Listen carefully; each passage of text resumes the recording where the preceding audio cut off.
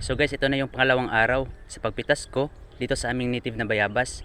Ang date pala natin ngayon ay April 29, 2026.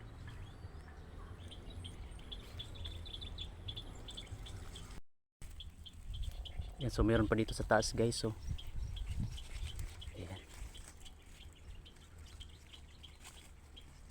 Daming hinog.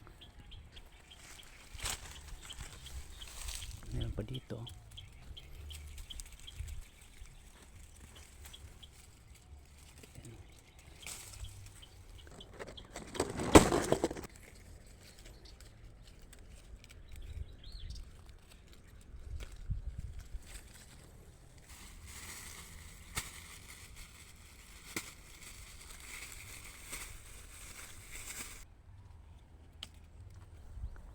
Yan, so ang sarap nito gawing guava jam.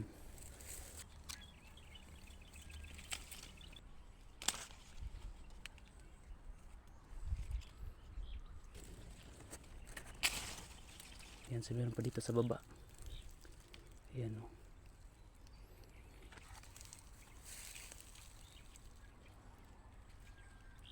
Ayan, kinain. Kinain ng ibon.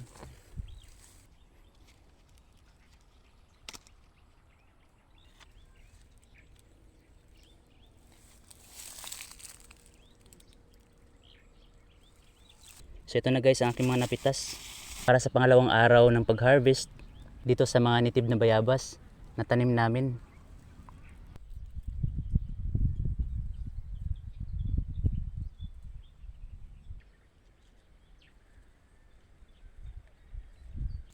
So guys, dito na ako sa mga tanim kong tatlong klase ng kamote.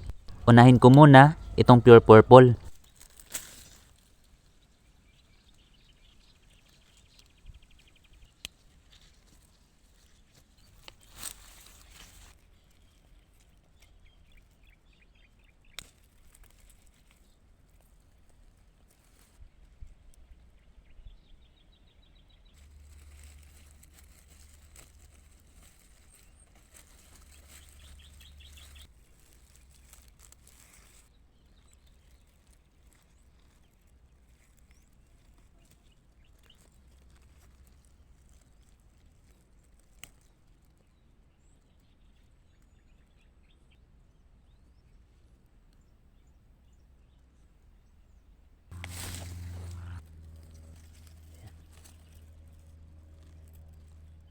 Okay na din.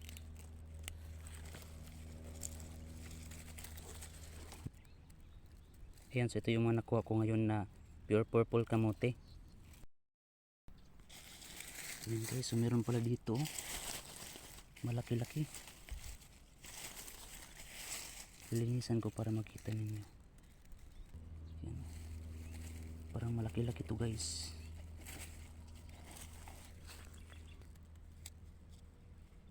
Ayan.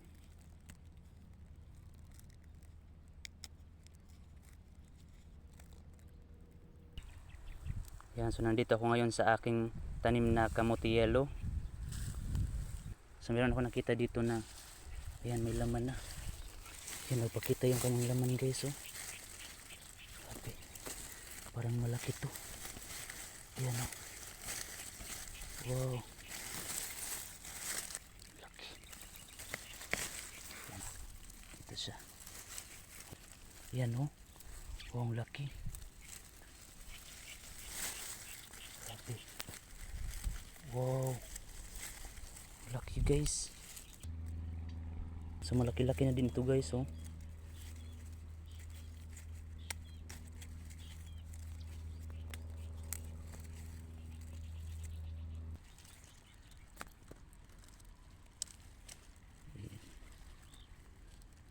Pero mas lalaki pa talaga ito. So dito naman sa kamote orange guys, meron pa akong nakitang laman.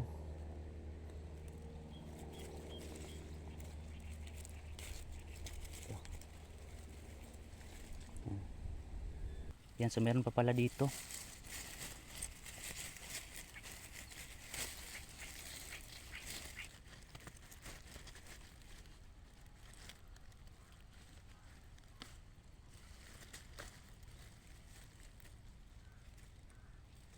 Oh, ang laki guys. Ayan, no?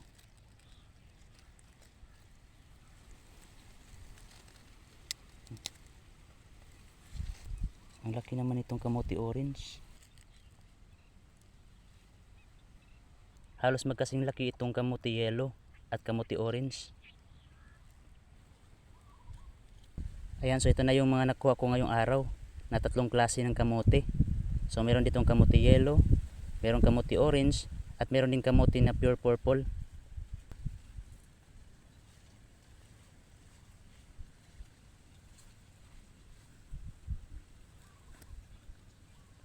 Hello guys, so ipapakita ko sa inyo ang update sa aking tanim na Thai Giant Jojoba. Ang date pala natin ngayon ay May 22, 2026. Ayan, so guys, dito siya nakatanim malapit sa aming bahay kubo.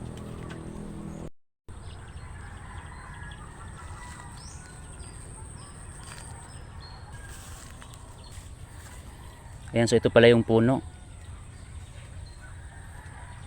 Nilalagyan ko ng harang para hindi masira ng manok yung mga nilagay ko dito na compost na mga lupa. Ayan, no, ang laki na din ang kanyang puno. Ayan siya guys. So grafted pala ito. May umusbong dito. So ito yung sa ibang variety ng Jojoba.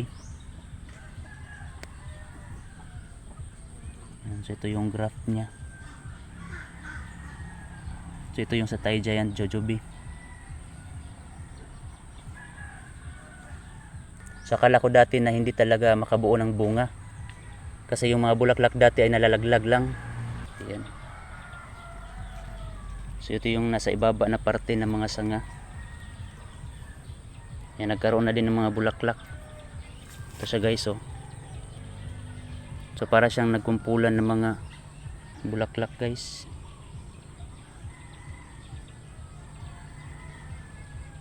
Ayan, so ito siya, oh.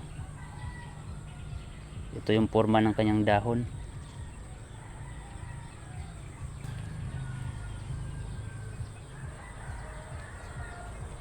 Ayan, so meron dito.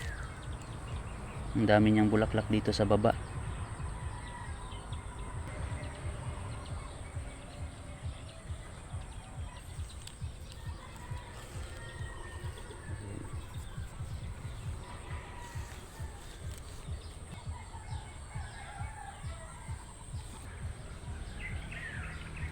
Ayan guys, so ito yung kanyang bulaklak dito sa itaas.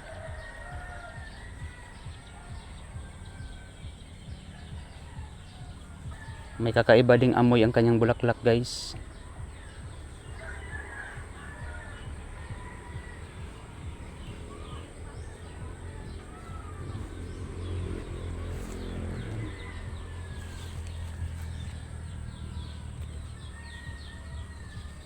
So ito pa yung mga bulaklak niya dito. Yan, nagsilabasan na yung kanyang mga bulaklak. Halos sa bawat sanga. Ayan, so nagtanggal din ako dito ng mga dahon. Para uusbong yung mga ibang mga sanga. So, katulad nito guys.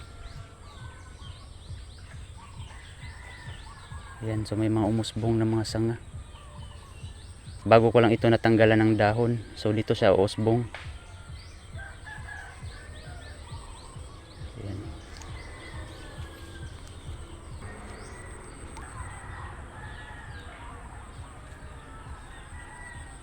Ang ganda dito na parte kasi maraming mga usbong. Makikita ninyo na matataba yung kanyang mga dahon. Kasi nalagyan ko ito ng mga compost. May mga usbong din dito. Ayan siya guys. Ayan, so puntahan ko na yung kanyang bunga guys na nabuo.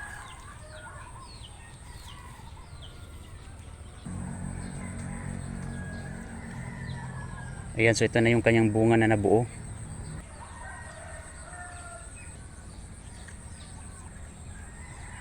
Sana lang ay hindi ito malaglag at patuloy pa sa paglaki para matikman ko ng unang bunga nito kung ano ba ang lasa. Para daw itong pinagsama na green apple at peras. So ayan guys, excited na akong matikman ito.